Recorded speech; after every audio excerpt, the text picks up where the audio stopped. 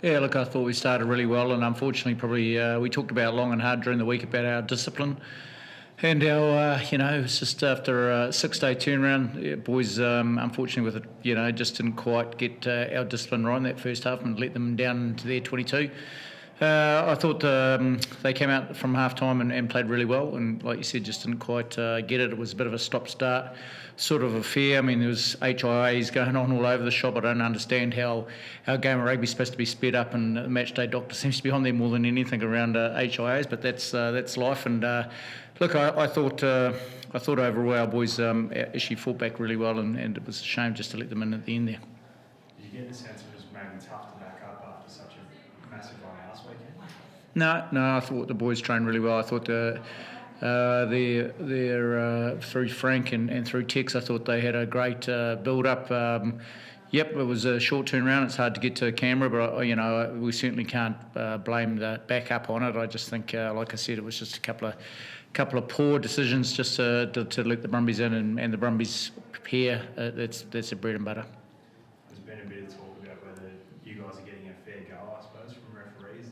Do you have a take on that? I do have a take on that. Yeah, I think again, like if there's a chip and chase and it's the last defender and he puts a shoulder out, that's for me is just if it's a penalty, it's a yellow card. We lost a game a couple of weeks ago because of claps more near a try line. Again, we had a claps more next to a try line. It just becomes a penalty, not a yellow card.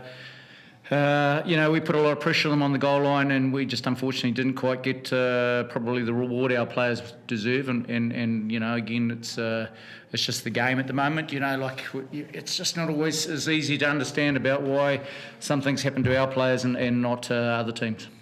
Have you guys got a sense of that on the field as well? It's been a little bit up there. Yes, I was gonna echo what Jacko said. We felt like second half we had the momentum that we spoke about in halftime. We just need to keep the ball more. I think we did that really well.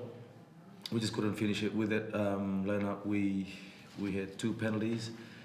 We gotten that yellow card in the penalty try, but we just didn't get it away. So yeah. How frustrating has that been for the players when you see calls that probably aren't going your way? Oh man, see, we just we come in to win games, and those calls like they change momentums. I think we had them in the first 15 minutes, so we were building that momentum. I think that call changed the momentum where we were like playing on top of them.